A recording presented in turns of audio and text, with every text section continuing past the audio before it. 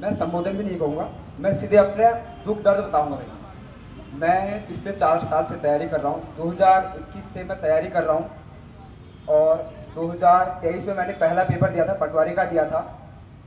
तो मेरा उस पटवारी तब दिया था, मेरी पेपर की शुरुआत भी पटवारी से हुई और शायद ये मेरा लास्ट ही पेपर था यूके ट्रिपल एससी का। अब मैं इसके बाद यूके ट्रिपल एससी का मैं पेपर फॉर्म भरूंगा, यूके पीएससी हो सकता है देखूं, और शायद समापन भी मेरी पेपर लीक से ही है। तो मुझे पता है दर्द क्या होता है। मैं लाइब्रेरी में बैठा था, तिकोनिया अध्ययन घर है, इस लाइब्रेरी में मैंने सुबह 7 बजे से रात 9 बजे 10 बजे तक बैठा हूँ इस लाइब्रेरी में। मेरे साथ वाले यहाँ हैं, उनको पता है मैं कितनी मेहनत करता था।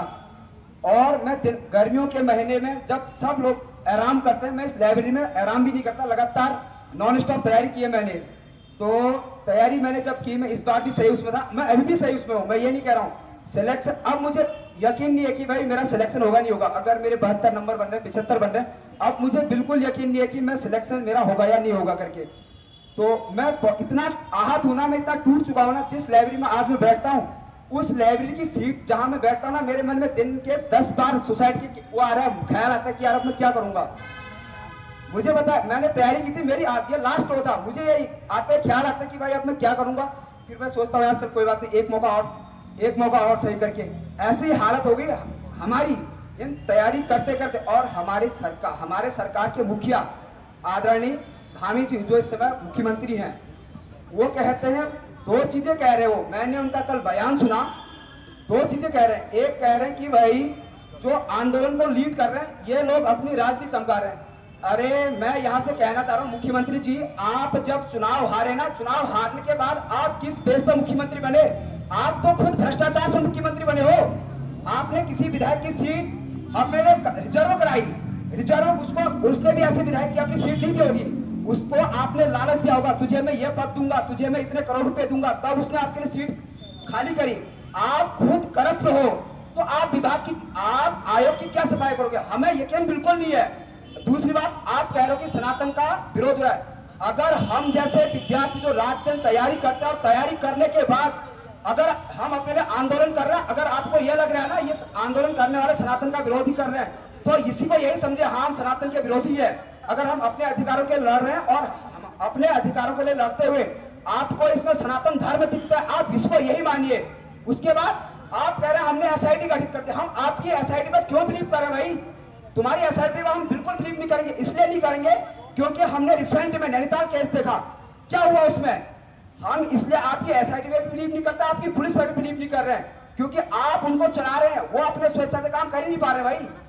इसलिए हमको आपकी एसआईटी पे बिलीव नहीं है। इसलिए भी बिलीव नहीं है कि जब 2021 का वीडियो का पेपर लीक हुआ, उस लीक के दौरान भी आपकी एसआईटी बनी।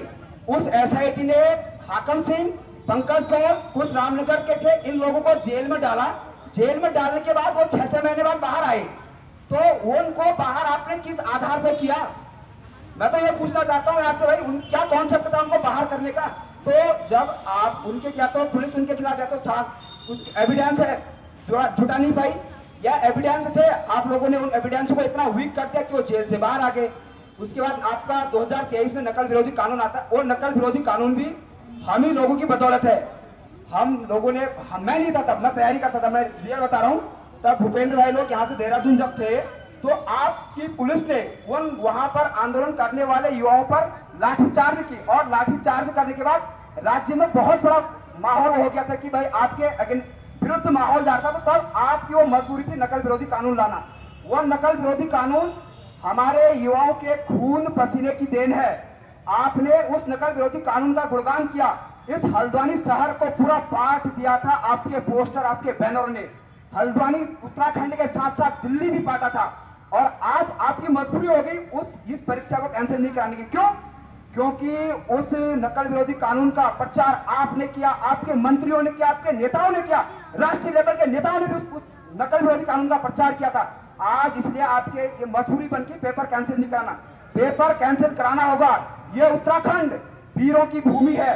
ये उत्तराखंड में आज से ही 1857 का आंदोलन को, या उससे पहले भी यहाँ से कोई न कोई क्रांतिकारी निकला है भाई, और निकलेगा भी। मैं भी कह रहा हूँ, ये आंदोलन तुम जितना दबाने की कोशिश करोगे ना, ये आंदोलन उतना उभरेगा। और मतलब तो मैंने तो साफ डिसीजन लेके भाई, तुम पुलिस करो आगे, तुम अपने संगठन के लोगों को बीच में घुसाओ। ये चल रहा है, ये स्कैम भी चल रहा है। हमने ये देहरादून देख लिया था दूसरे तीसरे दिन ही। आप अपने किसी नेता के स्कूल के बच्चों को ले जाके लक्सर से देहरादून लाए, दिन भर उन बच्चों से आपने नारे लगाए। 30 से 40 बच्चे या 100-150 बच्चे वो थे, उन बच्चों से आपने नारे लगवाए दिन भर। और रात को फिर जब वहीं से जहां देहरादून में जहां वो क्या कहते हैं हड़ताल चल रही है, आंदोलन हो रहा है, वहां से आप उनको ले जाने की कोशिश कर रहे थे। तो तुम ये काम सब करोगे, हमें पता है। आप उस लेवल तक गिर चुके हो जहां तक कोई सोच भी नहीं सकता है। एक राज्य का मुख्यमंत्री जो संवैधानिक पद पर बैठा है, जिसने युवाओं के लिए सोचना चाहिए, उस युवाओं के द्वारा संचालित आंदोलन को कुचलने के लिए आप वो सब काम कर चुके हैं जो नहीं करना था। उसके बाद आपने एक शब्द दिया, नकल जिहाद। ये दुर्भाग्य है। दुर्भाग्य इसलिए, ये जायज सी बात है, मैं इसको सिंपल कहूंगा। जिस व्यक्ति को खटीमा में नकार दिया गया था और जो भ्रष्टाचार पे टनक चंपावत से चुनाव लड़के आया, उस व्यक्ति की मानसिकता इतनी हो सकती है भाई, मैं साफ कह रहा हूं। जिस व्यक्ति को समाज ने नकार दिया हो, वो अब दूसरी जगह से अगर आ रहा है तो उसकी मानसिकता यही है। और हम यही कहेंगे, पेपर को निरस्त किया जाए, आप जांच करिए। और जांच एसआईटी पे तो मैं नहीं मानता भाई, और न मैं एसआईटी पे बिलीव कर सकता हूँ, बिल्कुल नहीं कर सकता हूँ। ये पुलिस वाले भी जानते होंगे, सब जानते हैं कि भाई क्या उनकी मजबूरी है। प्रशासन हमें बताया भाई कैसे चल रहा है, हम भी इतने सालों से देख रहे हैं, तो उनकी भी मजबूरी है, उनने भी वही करना है जो ऊपर से आदेश आना है। तो हम तो एक ही चीज कहेंगे भाई, परीक्षा कैंसिल हो, रद्द हो, पुनः परीक्षा हो। उसके बाद आयोग तो बहुत बड़ा क्वेश्चन मार्क है भाई। इसलिए क्वेश्चन मार्क है क्योंकि आयोग 2021 में लीक हुआ, उससे आयोग ने सबक नहीं लिया। 2023 जनवरी 8 जनवरी को जब पटवारी का पेपर था, वहां कैंसिल, वहां लीक हुआ, उससे आयोग ने सबक बिल्कुल नहीं लिया। उसके बाद आज 21 सितंबर को यह हो गया।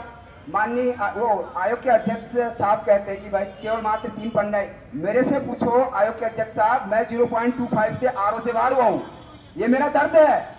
और उसके बाद 20 में आपने लोक सेवा आयोग के लोअर पीसीएस हुआ, लोअर पीसीएस में आपने 9 क्वेश्चन रीट मारे हैं। उस 9 में से मैंने 8 अटेंड किए थे, 1 अटेंड नहीं किया था। वहां से मैं सीधे 95 में आया। 1.06 करके उसका मार्क्स बनता है 100, यानी 101.03 नंबर मेरे बने। हमें बताना हमारा दर्द क्या करके। आप कहते हैं 3 पन्ने, 3 पन्नों में 12 क्वेश्चन होते हैं, जो 12 क्वेश्चन होते हैं। आप 12 क्वेश्चन देखिए, आप 12 क्वेश्चन बहुत होते हैं, 12 क्वेश्चन मतलब 12 नंबर हो गए।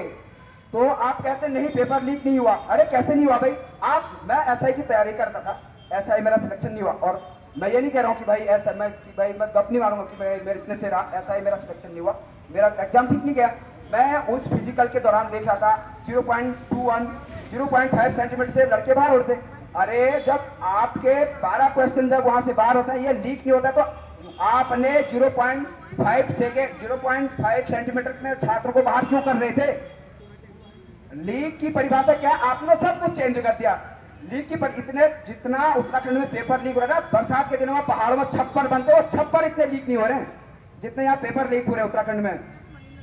तो हमें आपकी एसआईटी पे भी बिलीव नहीं है, हमें री एग्जाम चाहिए और कुछ नहीं चाहिए। जय उत्तराखंड, जय देवभूमि।